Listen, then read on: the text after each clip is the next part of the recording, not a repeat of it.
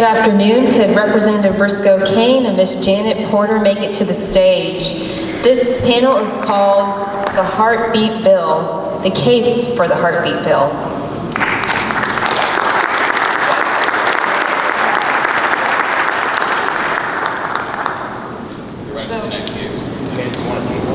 We're going to rearrange furniture. Okay. He's a can-do kind of guy. Yes. We're very privileged to have Representative Briscoe Cain. He's headed to his third term as a state representative. He's very skilled in the House rules, as I've seen, and he's a very pro-life advocate that is very strong on pro-life issues. And we also have Janet Porter. She's a member of the National Association of Christian Lawmakers that you heard about earlier, and she's also known as the author of the Heartbeat Bill. So thank you so much for being here. All right, let's start with Ms. Porter. So tell us a little bit about your background and a little bit about your advocacy and how you became passionate about the Heartbeat Bill. Sure. So we got it on? There we go. First I want to say, Jonathan Signs, what a blessing you are to the body of Christ. What an incredible organization this is, and I'm encouraged just being here. So that's my first thing. I was the shy kid in school who was afraid to give a speech until someone came to my 10th grade health class and showed me what abortion was. I heard from both sides, and the truth won out. And so about 30 years ago, I had an idea that said, listen, if we can't rescue every kid just yet, let's save them from the point of heartbeat. And I pitched this idea as a kid out of college at a conference in Chicago with a bunch of legislators. And I got beaten up to a bloody pulp. And they said, you know, we've got a well thought out incrementalism strategy, and who are you to question our legal approach? And after all, this man's a judge, and this man's a legislator, he's a speaker, and you're a kid out of college with a lot to learn. But what I learned is that the incremental, moving a millimeter down the field every year, has left us with a body count of over 60 million children. And so God was gracious. I will say this, that victory belongs to those with the courage to lead. And I am embarrassed to say that I did not have the courage to lead at that time. I backed down. My boss, they got red in the face, they, berated. Every time I came up with an idea outside the box, it just could not be done. And I'm going to tell you, you're going to be in a meeting like that. They're going to tell you it cannot be done. 10 years ago, God was gracious and he put the idea back in my heart, actually at the wake of my former boss, back when I worked for Ohio Right to Life. I was legislative director for nearly a decade, and he said at that wake, something just struck me. It was like a bolt of lightning that said, we need to do this now. This man worked his entire life, never got to see what he worked for. We need to end abortion and quit marching about it, talking about it, regulating around the edges of it. We need to end it. And what I want to tell you, when God put the idea for the Heartbeat Bill, rebirthed it in my heart 10 years ago, it was called impossible. I came from Ohio to tell you in Texas that what was once called impossible is now inevitable. We are going to end abortion. And since that time, I'll just finish with this.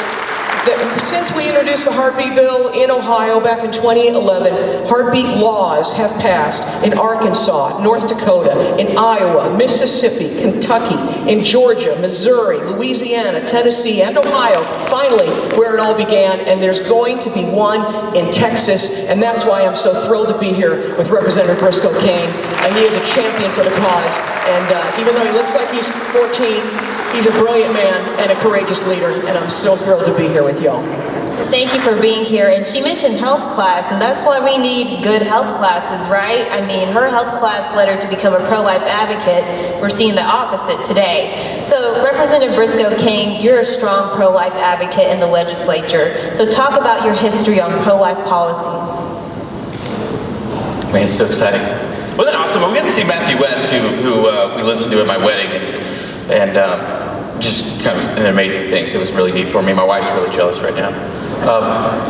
For me, it became it was student activism, which there's a lot of people here. Jonathan Signs was a pro-life student activist, and so was Janet and others in the room. But before that, there was kind of a conversion moment for me. Even though I grew up in the church, I don't recall maybe the pastor talking about it. I know I saw Steve Riegel in here earlier. I know he talks about it, but maybe I wasn't listening. It's very possible I was not paying attention, and so I didn't hear my pastor talk about it, but I think he did. And for reasons, unknown, it may not have been malice, but an accident. So either way, to fast forward, I have about this kind of conversion moment when I was about 21. So that was like 2 years ago. And so I then kind of dedicate my life to it, and I felt God, the Lord, telling me that I needed to go to law school for it. I had no desire to go to law school, but I realized in order to fight these lawyers and these judges, we've got to join them. And then that's how I found myself, I guess, in the political arena, realizing that if I was going to do something about it, we needed to join them. It's a very real thing, and thankfully there's organizations like you guys that talk about it. And I guess I say that conversion story to say that there are people that can be converted out there, and not to be silent about it, because if someone hadn't told me about the truth, if someone hadn't shown me images, I'd still maybe be sitting on the sideline. But it was by somebody convincing me, or actually even just being willing to talk about it to me, right? They didn't, the truth told the story. The truth of abortion was plain. They didn't have to convince me that it was wrong or that my faith required me to action. All they had to do was share. And so it was by sharing that then, propelled me into doing it. And I was talking to Janet last night when I was driving up here. Just reflecting, and I really felt the Lord tell me, why did you get into politics? Why did you go to law school? Because here we are ahead of the next legislative session, thinking about my legislative agenda, what kind of bills I'm going to do. And I was tweeting and driving, which I do a lot. I know you're not supposed to do that, but I was tweeting and driving, and lately I've been attacking the State Bar of Texas because they're doing some radical LGBTQ agenda. But I still felt, but I still felt them say, but that's not why I sent you. Those are great things, but the reason I converted your heart and gave you a heart for politics or for law was because of the unborn. And so why have you stopped pursuing that as strongly? Why isn't your central focus? And so I hope for others out there, when we begin ending and talking about the heartbeat bill, is to restore that central focus, that many of you were there for it, but you've gotten tired and weary in the fight. And we've allowed the enemy to control the talking point, the dialogue, and define the battlefield. That the battlefield is somehow the Supreme Court. And whatever they say, we can only operate within that battlefield, and that's just not reality. And so, that was long. Let's see where we go with the questions, though. No, that's really good. We've heard a lot of speeches today of how people had their hearts changed and how they've been convicted to be pro-life. So we appreciate your story on that. And so I'll go to Ms. Porter next. And you talked about incremental approach to pro-life policy. However, Heartbeat Bill is different. And so you've written a book about the Heartbeat Bill. And why do you feel so strongly that the Heartbeat Bill, A Heartbeat Away is the title, if you want to check it out. Why do you feel so strongly that the Heartbeat Bill is the bill to end abortion? Well, what's great about the Heartbeat Bill is it's an incremental bill, but it's a great big increment. It'll get us almost to the finish line. And as the pro-aborts came, when they testified in committee, the pro-aborts came, this is going to outlaw all abortions. And I just sat there saying, that's the plan. Because the abortion mills are in it for money. They're probably not going to stay open for a fraction of their business, and they're going to close down, and that's the plan. And what I love about the Heartbeat Bill is even the pro-aborts, they hate this thing even worse than the personhood and the conception bills, because this is our strongest argument. It is the universal indicator of life, the heartbeat. If there's a heartbeat, there's life. And the bill, let me tell you, for those legal minds, let me read you the bill. If a heartbeat is detected, the baby is protected. That's the bill. Dr. Seuss could have written it. It's just so simple. How many years have we seen the bumper stickers, abortion stops a beating heart, but with the Heartbeat Bill, a beating heart will stop abortion. That's what I love about it. So we took a national poll, and I've been in this movement more than 40 years. I started very, very young. Not as young as Briscoe maybe, but I was very young. And I've never seen a bill that protects nearly every child that has this much public support. According to the Barna Research poll, scientific poll, 7 out of 10 in America say that if a doctor can detect the heartbeat of an unborn baby, that baby should be legally protected. 7 out of 10. Majority of independents. But here's the part I'm glad you were sitting down, because a majority of Democrats favor the Heartbeat Bill by 55%. So Joe Biden and Kamala Harris are outside by favoring abortion and embracing abortion until birth and forcing us to pay for it and all the rest that comes with it. They are outside of even their own base. And so what I would say, and I'll just give you one little insight, what I love, one of my favorite things that we did is I brought in the youngest to ever testify. Briscoe, we got to do this in Texas. And I rolled in a mobile ultrasound, and we brought in a 9-week-old unborn baby.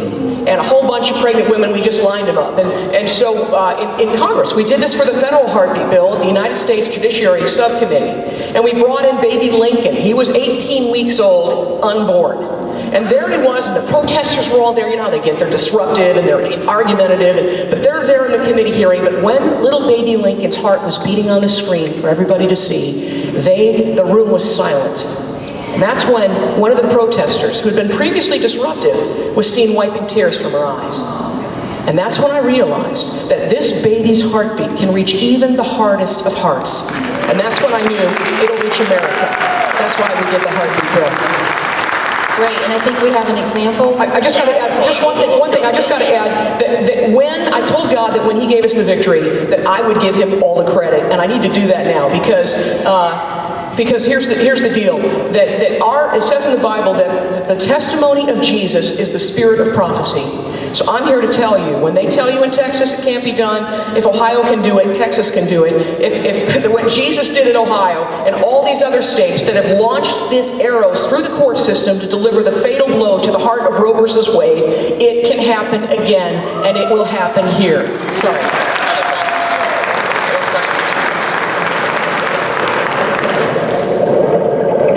I don't even know what that is. It's supposed to be heartbeat.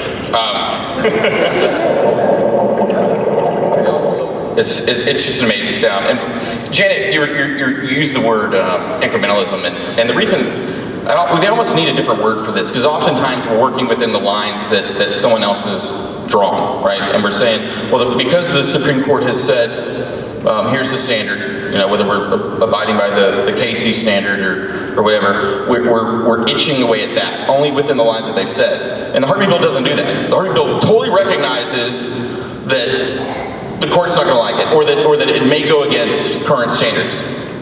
And we're fine with that, right? I mean, that's the point. Intent. Yes, and that's the entire intent. And it's more than just setting up a challenge to Roe. The messaging is great. Now, the reason we're supporting it, and I'm supportive of it, has nothing to do with the polling. The polling numbers are amazing. How many Democrats sign on to these bills in other states? In Ohio, there was one. They co-author in some places, right? Sometimes, yeah. So there was one co-sponsor in Ohio. And yeah, very few have the courage to do it, but the ones that do, we celebrate them. Mm-hmm. In Louisiana, the sponsor was a Democrat. The governor was a Democrat who signed it, and he ended up winning in a very ruby-red state because, I believe, his strong stance for the heartbeat bill in Louisiana. Yeah, and so the numbers are on our side, but we're not doing it for that. However, the messaging is great. It's because it's just the right thing to do. And I want to really make this clear, is even when we're fighting for the family and traditional marriage, are we going to stop fighting for traditional marriage just because the Supreme Court said ruled with Obergefell and said, otherwise? Okay. Well, with abortion, we should be the same way, right? And all too often, a lot of organizations say we can't do that because we don't have permission yet, or they'll draft a bill called a trigger bill, right? We're going to file this bill, and when Roe v. Wade's overturned, abortion's banned. We're going to do it only when they give us permission. We're going to define the battlefield by the enemy and not realizing who our God is. I can't really find a single place where God says to the Israelites, or even to his followers of Christ, march only when the enemy is asleep, only when they've told you they've won, right? When you've got a promise of victory, when you're guaranteed victory, are you to then go into battle? And instead, we see that we're just supposed to be faithful. Right? We're going to walk into the unknown. We don't know how the court's going to act. We don't know. I don't know. Why are we trying to predict? We didn't know that they were going to have the aberration of law, which is Roe, and Obergefell's an aberration of law. We didn't know that, but we got to go into the unknown and have faith that our faithfulness to the Word of God will be rewarded. If I may add to that, it all really comes down to what is it that you believe. And if I would ask, I'll ask, the show of hands, how many people believe, I usually hold it up, in the Bible? You believe every word of it, even the maps. You believe the Bible, okay? All right, I want to tell you, though, that actions are what you believe. My organization is called Faith to Action. That's the reason. We're turning people of faith into people of action, because actions are really what you believe. Everything else is political rhetoric, religious talk. Actions are it. So my home state of Ohio says that the motto of the state is, with God, all things are possible. So you either believe that or you don't.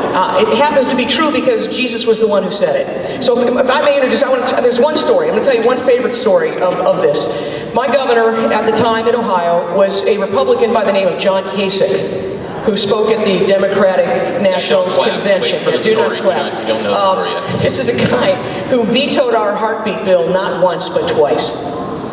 So, again, I started this whole thing and someone said, why did you start in Ohio? Purple state? That wasn't too bright. Well, it was home. I had started in Ohio. I didn't know it was going to take 10 years to get this thing through. Just under 10 years. So what happened was we got the bill through when it was vetoed. And we get the bill through the second time and we're 15 votes short. And the sponsor called me and he says, I know we've been promised a floor vote in November. The clock's almost up. At the end of the year, it's over. Game over. We got to start over from scratch again. I said, no, you have a vote. We were promised a vote after the election. We take that vote. We get this vote. So they tell me 2 days. In 2 days, you're going to have a floor vote. And the clock is almost run out. And we were 15 votes down. But actions are what you believe. Do you believe in the God of the impossible? I was driving down, I told my husband, I said, I don't know that I could drive to Columbus, another 3-hour trip to go down there and lose again. He gives me the pep talk, and I said, this is going to take an act of God. But isn't that what we're counting on? Isn't that what we believe? So I went down there and I employed a trick that our mutual friend Tom DeLay taught me, and he said, turn the members into whips. So I'd say, hey, Representative Cain, you're in committee with these three. Can you try and get them? Can you get these two? You know those guys, aren't you? Did you go to high school with this? Come on, can you help me out? So by the end of the day, I'm 15 votes down. The vote is tomorrow. That's Thursday at 1 o'clock. I'm about 3 or 4 votes short, which is miraculous of itself. We came pretty close. But we get to the chamber. I meet with our one Democrat, an African-American guy by the name of a champion, by the name of Bill Patman. It's 12 o'clock, the vote's at 1, I'm still short. In order to get vetoed, I knew I could get a majority. Majority is 50 out of 99 members. But I gotta get supermajority to show Kasich that we can override your veto, right? Yeah. So what happened was, I meet with him at noon, we've got less than an hour. I say, listen, try to get this guy. We tag team, we couldn't get a guy. Try this guy, his name is Glenn Holmes, he has these issues. I highlight the bill.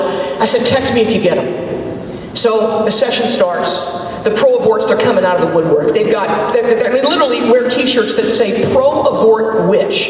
They got earrings the size of pentagrams that are the size of saucers for earrings, right? They're all there with their cell phone on me. It's really lovely, wonderful greeting there. But nobody could come and help the day before, but they're all there for the vote. So I get up to the chamber where it begins. I'm handing out gift bags.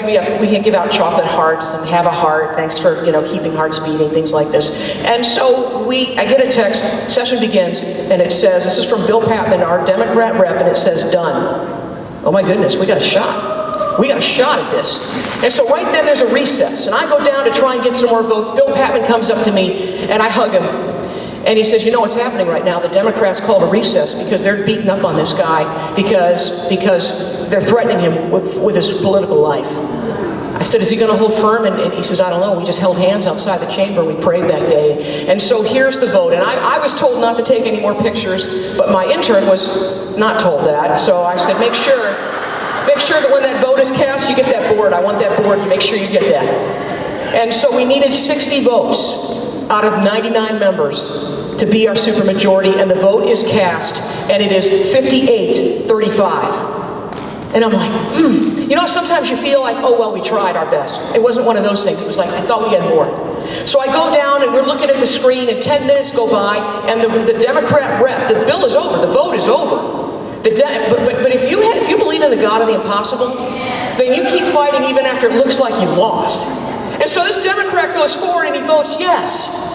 The vote is over, but his vote counts. So it's now 59-35. And I'm looking at the screen, I said, if it's green, it's a yes vote. If it's red, it's a no vote. If it's orange, they didn't show. I said, where's Marilyn Slavey? said, well, maybe she's not here. I said, I gave her a gift bag. She was here. I said, well, you know, maybe they flipped her. I said, no, not this one. She was a sponsor. Her husband was a sponsor before she was when he held the seat. One rep said, this Republican man, Nino Vitale, said, I'll self-identify as a female and look for her in the ladies' room if you want. And we didn't do that. Jonathan, we didn't do that. Just so you know. Almost done. So what happens is I get a cell phone from one of the reps on the floor, and I call her husband, and I said, Lynn, it's Janet Porter. Your wife's the swing vote. We have 3 bills on the roster. We have less than an hour to get her back. Can you bring her back? He says, I'm 2 hours away for a mandatory meeting I cannot miss.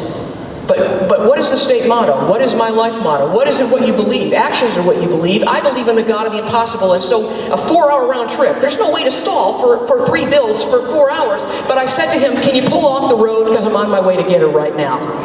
And so what happens is I tell this group, you guys pray, you guys stall them, tell them to stall until we get back. I run to my car. It's now snowing like a blizzard. I'm running 2.5 blocks. I get to my car. I don't have my keys. And some man comes up to me very calmly. I'm out of breath. I'm running 2.5 blocks. He says, here, you drop these in the crosswalk.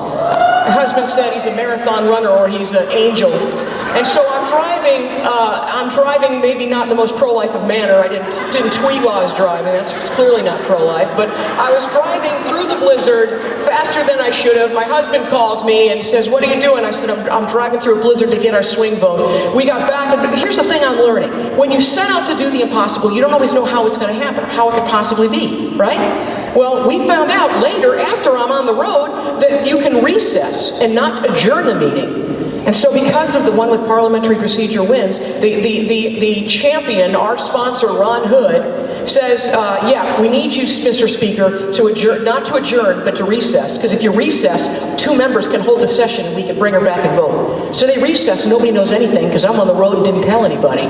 And so we get back to the session. I remembered one of my interns who took that illegal picture.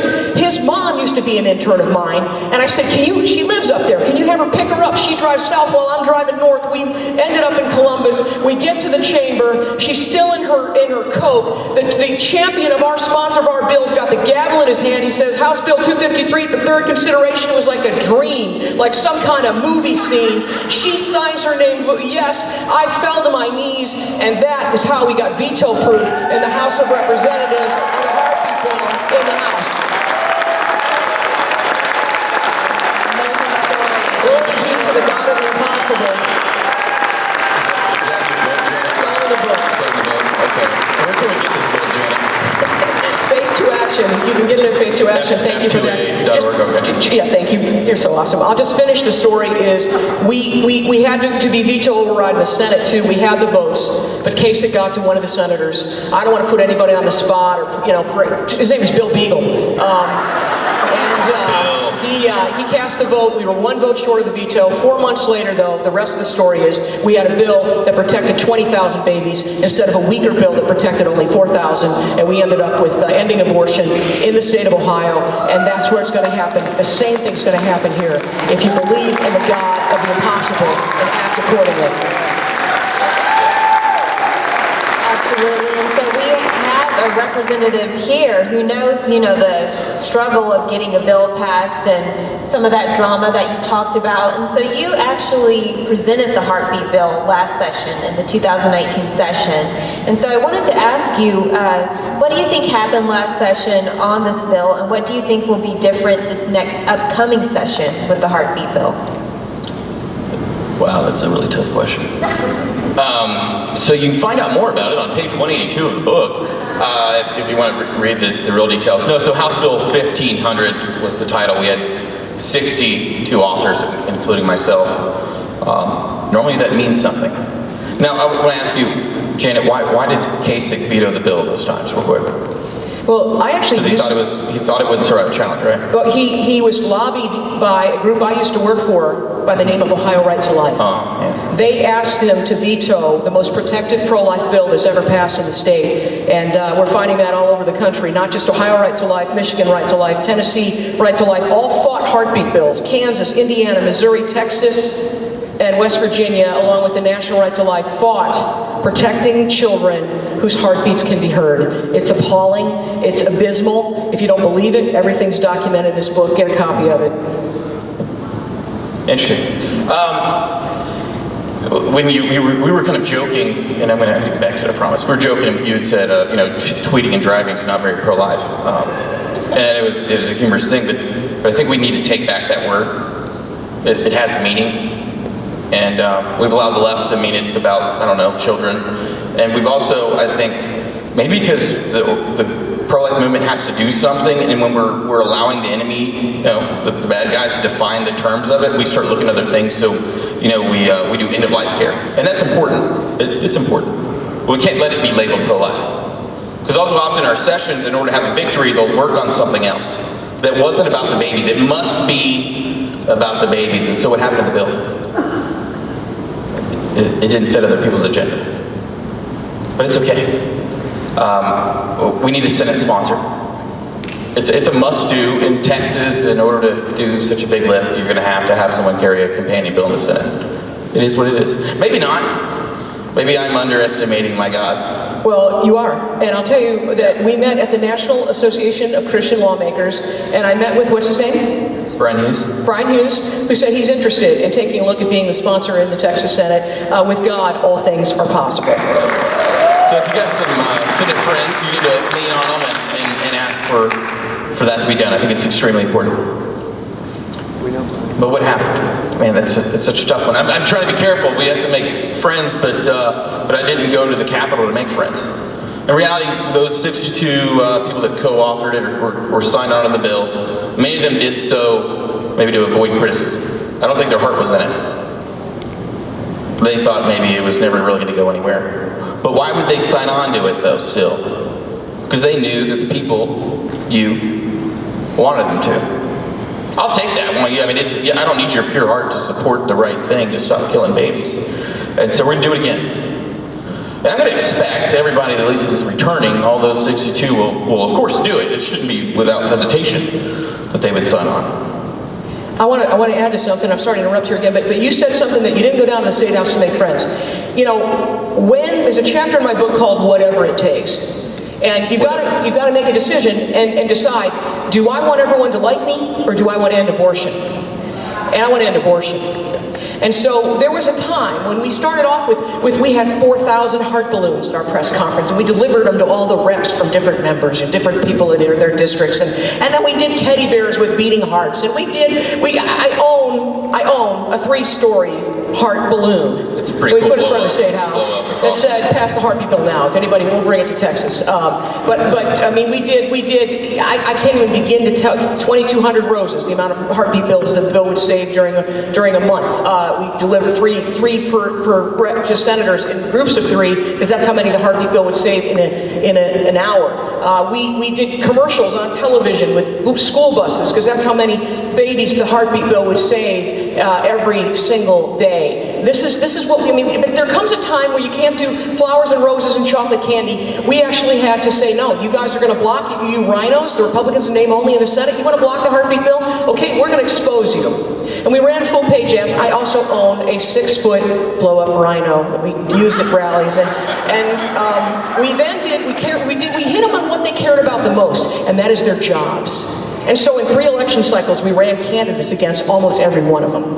And there came a time where I tried to get somebody to run against the Senate president. I still remember the phone call I got from my right hand, Lori Vyers, and she said, she goes, "Did you find anybody that was willing to run against the Senate president?" I said, "No, I tried hard. I wined and dined, had people over, tried to get pastors to run. Nobody would do it." And she said, "Oh, that's too bad. We got a lot of candidates filed, but sure would have been nice to have somebody to run against the Senate president to expose their obstructionism." And the lady on the other side of the counter says, "Can you sign here?" She goes, "Where are you? What are you doing?" She says, "Oh," I said, "Well, I'm signing to become the candidate to run against the Senate president because we need to end abortion. And so I ran against the Senate president.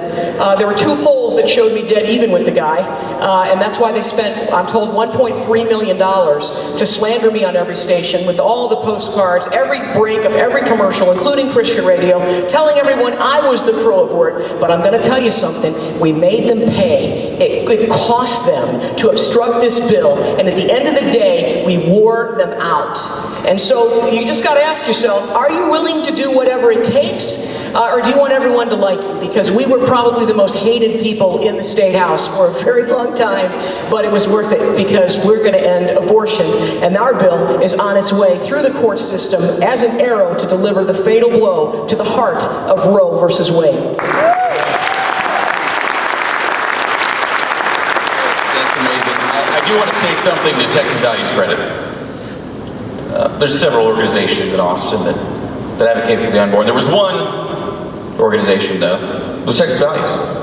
Had the guts to support the bill. So thank you, Texas Values. Thank you, Texas Values. Absolutely, and we're looking forward to support it next session.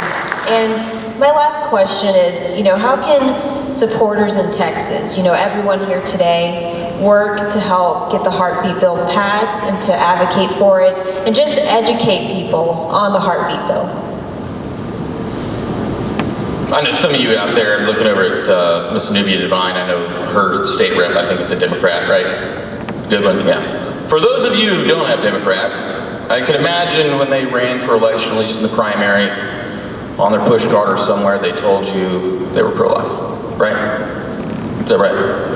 I'm still waiting for all those guys to then fight for it when they get into the State House, at least file a bill on it or do something. Instead, they're doing everything but that one thing that they promised you they were going to go and fight for. So we got to hold them accountable, asking them to sign on, to be open and public about it, to not hide their faith, and to believe in the God of the impossible. They're going to be told, or they may give you pushback, and they may say, but so-and-so said it's not constitutional. I'm going to say, we've talked to the lawyers said that it's not doable, and it could set us back. We shouldn't do it. There are more than them than there are of us. That enemy is big and scary. And we consulted with some attorneys, so you can tell I have an issue with attorneys. I am one, but I can't stand those guys.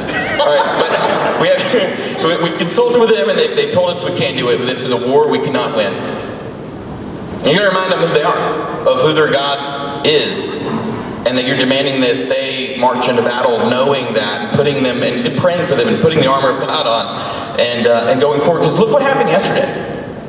We were told so many times that you can't do it because Roberts is there, he's going to go against us. You may only have 5 justices on your side. Now, I don't know how this goes. I have no idea if Trump's able to appoint somebody that's better or the right. We don't know.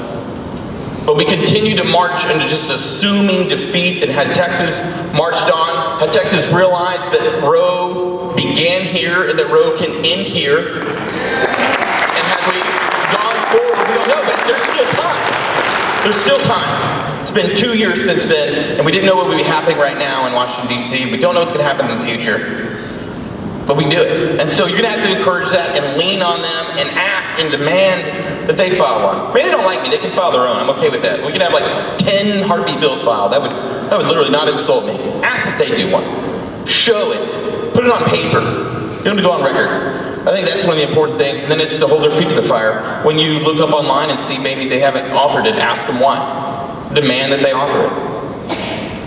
I guess I would add to that I don't want to make this too political, and I didn't run this by Jonathan or anything, but I think we need to get involved in the upcoming elections in a significant way. And it's the reason that I dedicated my book. There's a guy, there's a Trump guy right there, God bless you. I have my I have a Trump t-shirt and a Trump mask, I wear it when I fly. If everybody did that, the mask mandates would be no more. I'm just going to tell you that. I dedicated my book to President Trump, and this is what he said. He was the only president to speak at the March for Life. The only. He said, "They are coming after me because I am fighting for you, and we are fighting for those who have no voice, and we will win win because we know how to win. And on the dedication page I wrote, the heartbeat bill is the way to win, Mr. President. If we keep him here, I don't think there's any question of who he's going to put on the court. Amy Coney Barrett, I think, would be a great selection.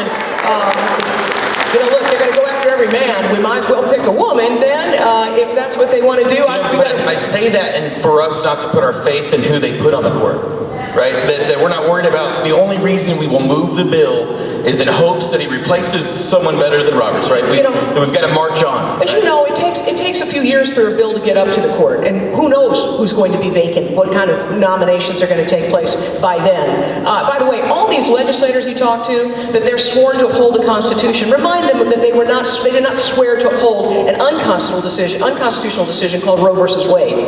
They need to understand that it's our job to challenge. We are not to conform to what the Supreme Court has said. The Supreme Court has been wrong hundreds of times, including in the issue of slavery. And so we've got to stand right now. And I just want to say that you've got to be willing to do whatever it takes. And part of it, someone said earlier at this conference, it needs to be consequences.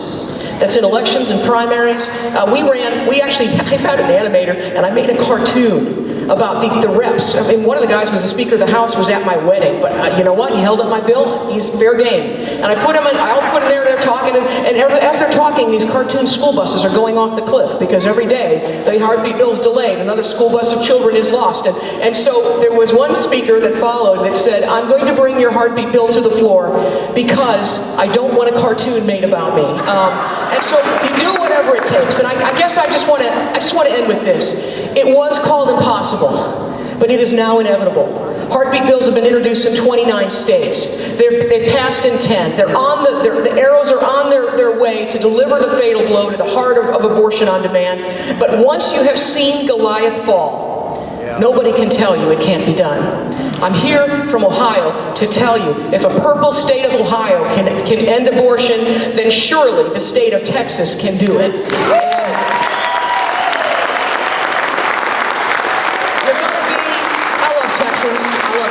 I love Texans.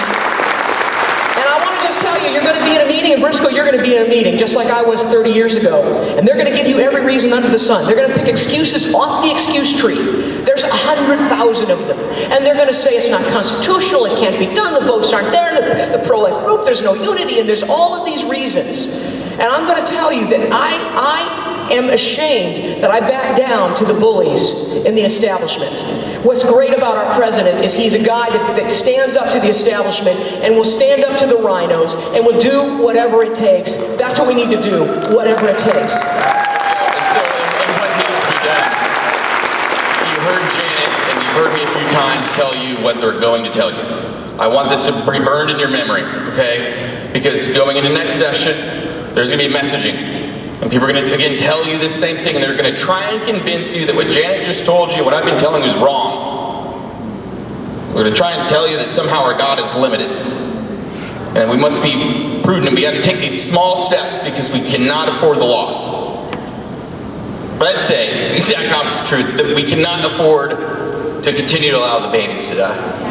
One other thing to add, sorry, this is an extension of a very long conclusion, but I don't know where the clock is, but I know this is, I've been fighting all kinds of battles. We have the privilege of passing the nation's first ban on partial birth abortion, and all these kinds of incremental bills, and right to know, and parental consent, and all these things.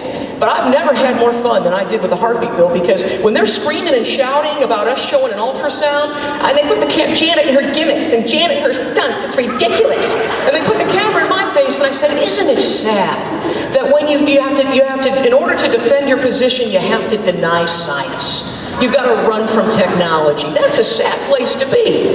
Oh, the heartbeat is not an indicator of life. Really? I guess we better unplug all those heart monitors in hospitals, because they're there for decoration, apparently. You know, it's so much fun to show how cold and heartless these people really are. And when they stand up and say that, oh, you mean that there's a heartbeat as early as 6 weeks that we can hear it? Really? You mean what you've been denying for 47 years, you're now saying is actually true? How about that? It's a blast, because it is our strongest point. And I've found people that say, you know, I'm pro-choice, but we present it this way. One final thing is that we want to protect them from the moment our lives begin in conception. The New Yorkers, the Biden, the Harrises, they want to kill them till birth and beyond, right? But we can at least all agree on a scientific solution that if there's a detectable heartbeat, we should at least then not turn our backs on fellow human beings whose detectable heartbeats can be heard. And so that's the compromise they don't realize when they agree to it, that they've actually protected almost every child facing abortion. And guess abortion. what's present by the time most women realize they're pregnant? 18 days, there's a heartbeat. Yeah. So it essentially is abolition. I mean, by the time you realize you're pregnant, the baby has a heartbeat. So we would agree, yes, that it begins the moment that egg is fertilized. And as technology gets better and better, we're gonna hear that baby's heartbeat sooner and sooner. And so that's why it was the scientific standard that is standard medical practice, that as our technology gets better, we're gonna, without even passing another bill, we're gonna be protecting more and more and more babies. Because if a heartbeat's detected, the baby's protected. All right, thank you so much. It's been a fun panel with you two. Give an applause for Ms. Janet Porter, Representative Briscoe Cain. Any last words to join us? Isn't Janet awesome? I'm so glad she's here. Guys, check out her book. But I do want to say something about this young lady. There are a lot of organizations in Austin, okay? And when I'm going down to the lobby, that's where the lobbies hang out, go figure, that's where the name came from. There's always someone standing by the door. She's standing by the door. I'm so glad they're letting you sit right now, because when I see her, she's standing, and she's the only one from what we'd call the faith, the conservative groups, that's always consistently there every day with a smile on her face, handing me the same paper she handed me 3 times the same day, every day, but she's consistently pushing the agenda and the values that you out there, that y'all supported and giving your money. I want you to know that it's not going to waste, because they're actually doing what they told you were going to do. Can't speak the same for every organization we give money to, but I can tell you the same for this one, that they're there, and their face is known, and they've got great relationships. And she's much better looking than Jonathan, so I'm so glad that she's doing it. Thank you. So thank you for having us. If I get a closing word, if I also get a closing word, and sneak it in there. I'd rather have a prayer, so I just want to pray for you all. Can I do that? Come on. Thank you. Let me just do that. Father, I thank you for the remnant, because I know for a fact it only takes a remnant. You are famous for working through remnants, that just the people in this room could be the ones you use to end abortion in the state of Texas, which goes through the courts to end abortion in the United States of America. And I just speak life here. And I say, Father, do it again. Do it again. I'm reminded of, there were times when I could count my friends on one hand, but at least I knew who they were. But Father, it doesn't take an army. It takes a remnant willing to do whatever it takes with complete and total faith in the God of the impossible. Thank you, God, that you are everything you claim to be. And thank you that we get to be on your side, the winning side. And I just declare victory. I want to come back here for a Heartbeat Law party where we're going to celebrate the children who will live and not die and declare the works of the Lord. Make it so in Jesus' name. Amen. Yes, Jesus' name.